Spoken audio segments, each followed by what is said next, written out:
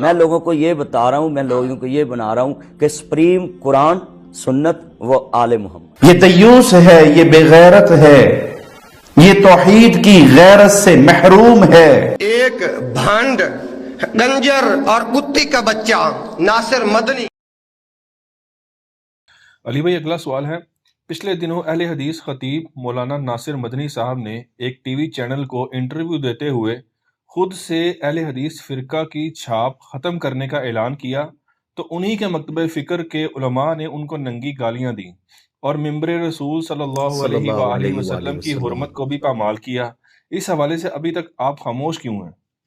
خاموش نہیں ہے جی، ویسے ہم آن کیمرہ نہیں بول رہے تھے، لیکن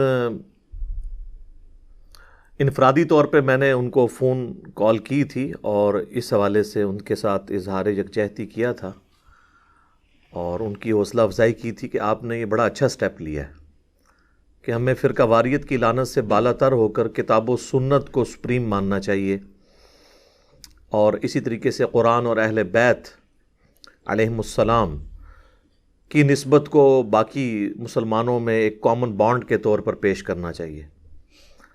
یہ جو کچھ ہوا اور جس قسم کی ننگی گالیاں مختلف علماء نے نکالیں، ان میں سے ایک نے تو بہت ہی سخت گفتگو کی، اس نے تو ان کی ماں کو، ان کے باپ کو عجیب و غریب طریقے سے گالیاں نکالیں جو ایک بازاری لوگ نکالتے ہیں۔ اب وہ گالیاں تو میں ریپیٹ نہیں کر سکتا جو انہوں نے ممبر رسول پر نکالیں صلی اللہ علیہ وآلہ وسلم۔ کم از کم یہ واقعہ عام مسلمانوں کی آنکھیں کھول دینے کے لیے کافی ہے کہ مختلف مکاتب فکر کے علماء نے اتنی دراڑیں ڈال دی ہیں دین کے منہج کے اعتبار سے کہ کوئی شخص ذرا سا بھی اپنے فرقے سے ہٹ کے کوئی بات کرے تو اس کو کہتے ہیں کہ اب یہ ہم سے فارغ ہو گیا۔ یہ نہیں دیکھتے کہ 99 باتیں اس کی ہمارے والی ہیں، ایک بات میں اختلاف کرے تو اسے فارغ کر دیتے ہیں۔ تو اس میں ان لوگوں کے لیے بھی درس عبرت ہے جو ہمیں مشورہ دیتے ہیں کہ علماء کو ساتھ لے کے چلیں۔ علماء کا حال یہ ہے کہ ان کے اپنے فرقے کا کوئی عالم جو اپنے آپ کو اہل حدیث مانتا بھی ہو، صرف یہ کہے کہ ہمیں یہ ٹائٹل نہیں لگانا چاہیے، بلکہ ہم نے اس منہج کی بات کرتے ہوئے قرآن و سنت کو سپریم ماننا چاہیے، بس یہ کہیں تو اس کو کہہ رہے ہیں یہ فارغ ہو گیا، اور اس کی ماں کو بھی، اس کے باپ کو بھی وہ ننگی گالیاں ممبر پہ آ کر نکالیں، تو ہمارا تو اختلاف پھر کسی صورت و برداشت نہیں کریں گے۔ مولانا طارق جمیل صاحب حفظہ اللہ تعالیٰ نے ایک مولا علی لفظ بولا تھا نا، اور وہ حدیث کے تحت صحیح بولا تھا، انہوں نے من کنت مولاہ فہذا علی مولاہ۔ تو ان کے ساتھی علماء نے ان کے ساتھ کیا سلوک کیا؟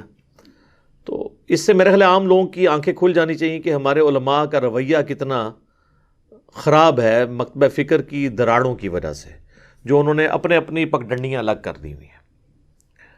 تو ناصر مدنی صاحب کے ساتھ بھی انہوں نے یہی حشر کیا، حالانکہ انہوں نے کوئی غلط بات نہیں کی تھی، انہوں نے کہا تھا کہ میں اہل حدیث کے لفظ کو ختم کرنا چاہتا ہوں۔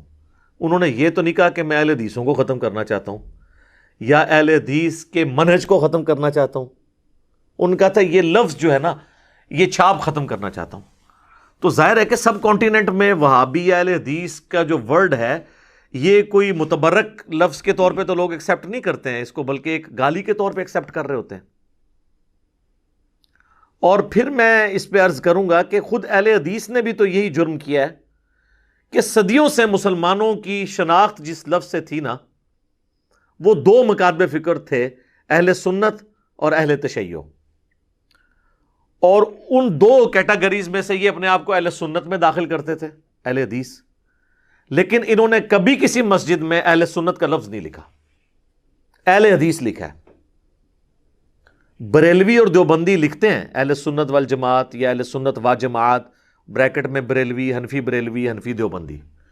اہل حدیث بھی اپنے آپ کو مانتے تو سنی تھے، کہتے نہیں تھے، لیکن اہل حدیث کا لفظ انہوں نے مسجدوں میں یوز کیا، اور پھر انہوں نے سٹیجوں سے اہل حدیث کے نعرے لگوائے اور ایون وہابی کے نعرے لگوائے، بڑے فخریہ، جیسے کوئی یہ بڑا متبرک لفظ ہے، لوگ ایکسیپٹ کریں گے۔ اہل سنت کے لفظ کو انہوں نے پس سے پش ڈال دیا۔ تو انہوں نے بھی تو اہل سنت کے لفظ کو ختم کیا۔ اہل حدیث کی کن مساجد میں لکھا ہوا ہے اہل سنت؟ ذرا دکھائیں ہمیں۔ ان کو نہیں پتا تھا صحیح مسلم کے مقدمے میں امام مسلم نے اہل سنت کا لفظ یوز کیا ہے، امام ترمذی نے جامعہ ترمذی کے اندر اہل سنت والجماعت کا لفظ استعمال کیا ہے۔ اہل حدیث کا لفظ استعمال ہوتا تھا محدثین کے لیے، لیکن جو مین ایک سنی شیعہ کنفلکٹ کے اعتبار سے جو ایک مین سٹریم مانی جاتی ہے وہ اہل سنت ہے، اس کو انہوں نے ختم کر کے اہل حدیث لفظ کیا۔ اب اگر کوئی اہل حدیث کو بھی ختم کرتا ہے اس لفظ کو تو اس میں کون سا جرم ہے؟ تو جرم تو آپ نے خود بھی کیا ہوا ہے، اس سے بڑا لفظ جو ہمارے سلف میں رائج تھا جو آپ نے ختم کر دیا۔ آپ میری ویڈیوز کی وجہ سے اب تھوڑا بہت اہل سنت بولتے ہیں، اس سے پہلے تو انہوں نے کبھی اہل سنت لفظ بولا ہی نہیں ہے۔ جس کا ثبوت ہے ذرا مجھے دکھائیں کہ اہل حدیث کی کس بڑی مسجد کے اندر لکھا ہوا ہے اہل سنت اور بریکٹ میں اہل حدیث۔ اس لحاظ سے تو بریلوی دیوبندی بازی لے گئے ہیں کہ وہ کم از کم اہل سنت اور بریکٹ میں لکھتے ہیں، بریلوی حنفی دیوبندی، یہ تو لکھتے ہی نہیں ہے، نہ بریکٹ کے باہر نہ اندر۔ تو جب آپ نے بھی وہی حرکت کی تھی تو آپ میں سے ایک شخص کہتا ہے میں اس کو بھی ختم کر کے کتاب و سنت کی بات کرتا ہوں، محمد اور آل محمد صلی اللہ علیہ وآلہ وسلم کی بات کرتا ہوں، تو ٹھیک ہے، آپ خود بھی کہتے ہیں اطیعوا اللہ و اطیعوا الرسول، اہل حدیث کے 2 اصول، تو اب ضروری ہے اس لفظ کو ساتھ لگانا ہے، اور اس صرف لفظ کے بارے میں یہ بات کرنے کی وجہ سے اتنا غصہ نکالنا ہے۔ کوئی غلط بات نہیں کی ہے، میں نے ان کا کلپ خود سنا ہے، انہوں نے کہا کہ میں سپریم مانتا ہوں قرآن و سنت کو جو پاکستان کے آئین میں ہے، بالکل ٹھیک ہے، اور انہوں نے کہا کہ محمد اور آل محمد صلی اللہ علیہ وآلہ وسلم، دونوں باتیں بالکل ٹھیک ہیں۔ قرآن و سنت کے حوالے سے تو المستدرک للحاکم میں صحیح سند سے یہ حدیث موجود ہے کہ اللہ کے محبوب صلی اللہ علیہ وآلہ وسلم نے حجۃ الوداع کے موقع پر فرمایا کہ میں اپنے بعد تم میں 2 ایسی چیزیں چھوڑ کر جا رہا ہوں جنہیں مضبوطی سے پکڑ لو گے تو کبھی گمراہ نہیں ہوگے، ایک اللہ کی کتاب اور دوسرا اس کے نبی کی سنت، اور سنت آج کی ڈیٹ میں وہ جو صحیح الاسناد احادیث سے ڈرائیو ہوگی۔ اور دوسری بات ناصر مدنی صاحب نے کی حفظہ اللہ تعالی کہ آل محمد کو سپریم ماننا، بالکل ٹھیک ہے، وہ صحیح مسلم میں حدیث ہے، یہ تو حاکم میں تھی نا، وہ تو ہماری مین سٹریم کی کتابوں میں ہے۔ صحیح مسلم میں اوپر تلے 4 حدیث ہیں، 6225 سے لے کر 6228 تک، کہ نبی الاسلام نے اپنی وفات سے تقریباً 2.5 مہینے پہلے اپنے آخری حج جو آپ نے کیا، پہلا اور آخری حج تھا، اس سے واپسی پر مکے سے مدینے آتے ہوئے خم نامی گاؤں میں آپ نے خطبہ دیا۔ غدیر خم کی حدیث جو سنی اور شیعہ کے درمیان کامن ہے، وہ آپ کی گفتگو کنکلوڈنگ گفتگو ہے کہ اے لوگو آگاہ ہو جاؤ، میں بھی ایک انسان ہوں، قریب ہے کہ اللہ کا قاصد یعنی موت کا فرشتہ میرے پاس آئے اور میں اس کی دعوت قبول کر لوں۔ میں اپنے بعد تم میں 2 بھاری چیزیں چھوڑ کر جا رہا ہوں، ان میں سے پہلی چیز اللہ کی کتاب ہے، اس میں ہدایت ہے، اس میں نور ہے، تم اللہ کی کتاب کو پکڑو، اپنا تعلق اس کتاب کے ساتھ مضبوط کرو۔ اللہ کی کتاب اللہ کی رسی ہے، جو اسے پکڑے گا وہ ہدایت پر ہوگا، جو چھوڑ دے گا وہ گمراہ ہو جائے گا۔ اور زید بن ارقم کہتے ہیں کہ نبی الاسلام پھر ہمیں قرآن پہ ترغیب دلاتے رہے، اور پھر فرمایا کہ دوسری بھاری چیز میرے اہل بیت ہیں، میں اپنے اہل بیت کے معاملے میں تمہیں اللہ کا خوف دلاتا ہوں، میں اپنے اہل بیت کے معاملے میں تمہیں اللہ کا خوف دلاتا ہوں، میں اپنے اہل بیت کے معاملے میں تمہیں اللہ کا خوف دلاتا ہوں۔ یہ بات آپ نے 3 دفعہ ریپیٹ کی، تو یہ محمد اور آل محمد کا ذکر موجود ہے الحمدللہ۔ تو یہ انہوں نے کوئی غلط بات نہیں کی تھی کہ اس کے اوپر سیکھ پا ہوتے۔ ہم بھی یہ بات کہہ رہے ہیں کہ بریلوی دیوبندی اہل حدیث سنی شیعہ کی تفریق سے بلند ہو کر آپ اپنے آپ کو مسلمان کہیں، جو سورۃ الحج میں اللہ تعالیٰ نے فرمایا ملت ابیکم ابراہیم، پیروی کرو اپنے باپ ابراہیم کی ملت کی، ہوا سماکم المسلمین، جنہوں نے تمہارا نام اسم مسلم رکھا تھا۔ یہاں پر اسم کے طور پر ہے، صفت کے طور پر نہیں، تمہارا نام انہوں نے مسلم رکھا تھا، من قبل وفی ھذا، اس قرآن کے نزول سے پہلے انہوں نے رکھا تھا، اور اس قرآن میں اللہ نے تمہارا نام مسلم رکھ دیا، تو ہم اس پہ فخر محسوس کریں۔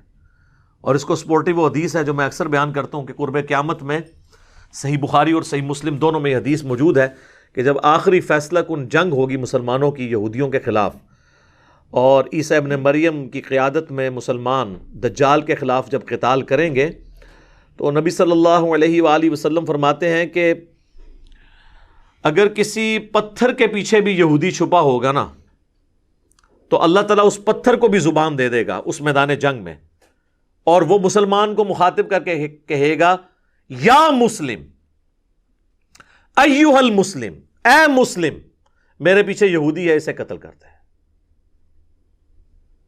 وہاں پر تو نہیں ہے کہ وہ کہے گا کہ اے اہل حدیث، اے بریلوی، اے دیوبندی، اے شیعہ. نبی علیہ السلام فرمایا البتہ ایک غرقد کا درخت ہے جو یہودیوں کا درخت ہے، وہ ان کو پناہ دے گا، اس کے اندر وہ چھپیں گے، باقی ہر چیز پکار کر کہے گی. اور اسی درخت کی کاشت اسرائیل میں بہت زیادہ کی گئی ہے، بہت بڑی جھاڑی ہے. اس پہ الگ سے میری ایک ویڈیو ریکارڈڈ موجود ہے غرقد کے درخت کے اوپر. تو اس کا مطلب ہے کہ اللہ کے فضل سے اس وقت یہ تفریق ختم ہو چکی ہوگی. یہ تو مسلم کہلوانے کو گالی سمجھتے ہیں. آپ کسی بھی فرقے کی مسجد میں جا کے وہاں جا کے اپنا تعارف کروائیں نا کہ میں مسلم ہوں تو کہے گا میں کافر ہوں. لیکن اس کی بجائے اگر آپ یہ کہیں کہ میں بریلوی ہوں تو دیوبندیوں کی مسجد بھی ہوئی نا تو وہ آپ کو برا نہیں کہے گا، وہ کہے گا اچھا ہاں بریلویوں کی تو اتنی یہاں پہ مسجدیں موجود ہیں.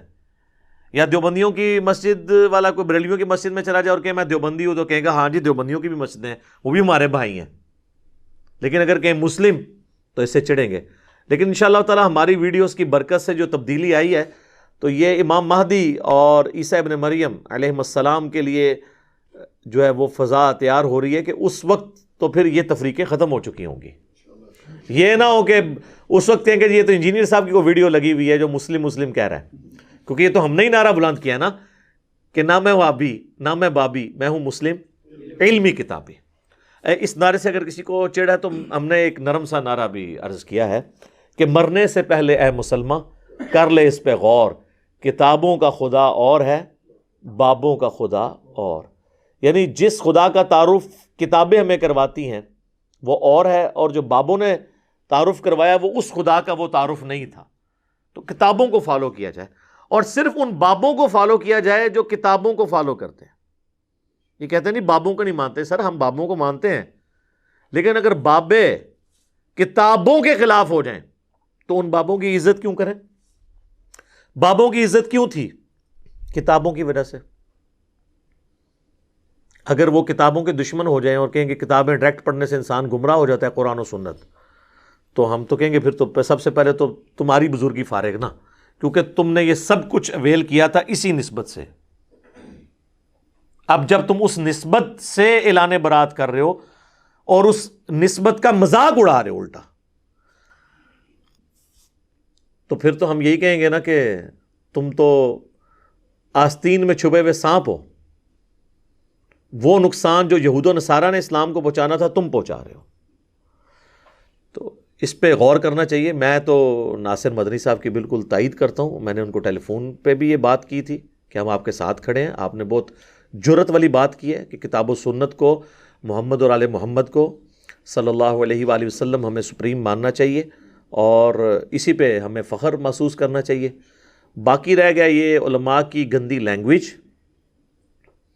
تو ان کے لیے تو میں ایک ہی حدیث بیان کروں گا جو صحیح بخاری اور صحیح مسلم دونوں میں موجود ہے کہ اللہ کے محبوب صلی اللہ علیہ وآلہ وسلم نے فرمایا منافق کی 4 نشانیاں ہیں، اگر ایک بھی پائی جائے تو وہ منافقت پہ ہے اور 4 پائی جائیں تو پکا منافق ہے. نمبر 1 وعدہ کرے تو توڑ دے. نمبر 2 اس کے پاس امانت رکھوائی جائے تو خیانت کرے. نمبر 3 جھوٹ بولے. اور نمبر 4 جب جھگڑا ہو تو گالی گلوچ کے اوپر اتر آئے. تو یہ علماء جو گالی گلوچ پہ اترے ہوئے ہیں، ہم نہیں کہتے یہ اعتقاداً منافق ہیں لیکن عملاً منافق ہیں. اعتقاداً ٹھیک ہے مسلمان ہیں، لیکن ان کا یہ عمل منافقین والا ہے کہ یہ چھوٹے سے اختلاف کے اوپر گالی گلوچ کے اوپر اتر آتے ہیں. اور آپ یہ دیکھیں بجائے سمجھانے کے نا کہتے ہیں فارغ ہو گیا، اور پھر کہتے ہیں ہم نے تو یہود و نصارہ کو بھی دعوت پیش کرنی ہے. اپنے فارغ کیے آ رہے ہیں اور دعوت دوسروں کو دینی ہے. ہونا تو چاہیے نا اپنے لوگوں کو بھی اگر کہیں پہ غلطی لگی ہے تو آپ ان کی علمی اصلاح کریں، بجائے کہ آپ ان کو گالیاں نکالیں جس طریقے سے یہ لوگ نکالتے ہیں. تو یہ تو ایٹیچیوڈ بالکل غلط ہے. اور میں سمجھتا ہوں اس واقعے نے ان کا جو میک اپ والا چہرہ ہے نا اس کے اوپر سے میک اپ اتار دیا ہے اور یہ بات بتا دی ہے کہ جب تک آپ مکمل ان کے فرقے میں یعنی ان کی ملت پر نہ آ جائیں یہ آپ سے راضی نہیں ہوں گے. لہٰذا اس طرح کی ویڈیوز کے بعد کم از کم مجھے مشورہ دینا آپ چھوڑ دیں. اس کی وجہ یہ ہے کہ جب اسی فرقے کا کوئی ایک عالم کسی ایک بات پہ اختلاف کرتا ہے تو اس کے ماں باپ کو گالیاں دے کے اس کو فرقے سے باہر نکال دیتے ہیں. تو ہم نے تو 20 باتوں میں آپ سے علمی اختلاف رکھنا ہے، اگرچہ آپ کو مسلمان مانتے ہیں، تو ہمیں آپ کیسے ہضم کریں گے؟ آپ تو اپنے لوگوں کو ہضم کرنے کے لیے تیار نہیں ہیں، ہم تو ویسے ہی پہلے ہی پرائے ہیں۔ جب اپنے لوگوں کو، اپنے سٹیج پہ آنے والے لوگوں کو، اپنے فرقے کی خدمت کرنے والے علماء کو ہی آپ ایکسیپٹ کرنے کے لیے تیار نہیں ہیں، اور پورے جمعے پڑھا رہے ہیں اور ممبر پہ چڑھ کر آپ جو ہے وہ گندی زبان استعمال کر رہے ہیں جو علماء کو زیب ہی نہیں دیتی، تو بڑا خطرناک معاملہ ہے۔ اس طرح کی بات کرنا، اس طرح کے معاملے کے اوپر اس ایکسٹریم پہ چلے جانا، تو آخرت کی فکر کرنی چاہیے۔ ایک اور حدیث ہے بخاری اور مسلم میں، نبی علیہ السلام نے فرمایا کہ بعض اوقات انسان اللہ تعالیٰ کی خوشنودی کا ایسا کلمہ اپنی زبان سے نکالتا ہے کہ اس کی طرف اس کی توجہ نہیں ہوتی، لیکن اس کی وجہ سے اللہ تعالیٰ اس کے درجات کو بلند کر دیتا ہے۔ اور بعض اوقات اللہ کی نافرمانی کا ایسا کلمہ اپنی زبان سے نکالتا ہے کہ اس کی طرف اس کی توجہ نہیں ہوتی، اور اس کی وجہ سے وہ جہنم کی اتنی گہرائی میں گر جاتا ہے جتنا کہ مشرق اور مغرب کا فاصلہ ہے، اور اسے پتہ بھی نہیں ہوتا۔ تو یہ ممبر رسول کے اوپر جو اس قسم کی غلیظ زبان استعمال کر رہے ہیں، ان کو دیکھنا چاہیے کہ آپ تقدس ممبر رسول کا پامال کر رہے ہیں، اور پھر آپ یہ بتا رہے ہیں کہ آپ کے فرقے کی پہچان یہ ہے کہ جو عالم جتنی موٹی گالی نکال سکتا ہے وہ اتنا بڑا آپ کے فرقے کا سپاہی ہے۔ اس سے تو یہی رزلٹ نکلے گا نا۔ اور اپنی اپنی حاضریاں سارے آ کے لگا رہے ہیں۔ کسی بڑے عالم دین نے ایسے شخص کی گالیوں کی مذمت نہیں کی ہے کہ جی ہاں جی اس نے جو گالیاں نکالی ہیں ہم اسے آن نہیں کرتے، کیونکہ وہ ان کے مطلب کی بات ہو رہی ہوتی ہے۔ جب مطلب کی بات ہو رہی ہوتی ہے تو پھر تو ظاہر ہے کہ وہ تو اس کو انجوائے کر رہے ہوتے ہیں اور الٹا شیئر کروا رہے ہوتے ہیں۔ تو ایسے تمام علماء اپنے اپنے فرقوں کے لیے خود کش حملہ آور بنے ہوئے ہیں۔ ہمیں کسی فرقے کے اوپر حملہ کرنے کی ضرورت نہیں ہے، یہ علماء خود ہی خود کش حملہ آور بن کے اس قسم کے گالی گلوچ کی لینگویج استعمال کر کے اپنے فرقے کو ننگا کر رہے ہیں۔ ہمیں میرا خیال ہے اس سے آگے اس پہ کوئی کامنٹس کرنے کی ضرورت نہیں ہے۔ ٹھیک ہوگا جی۔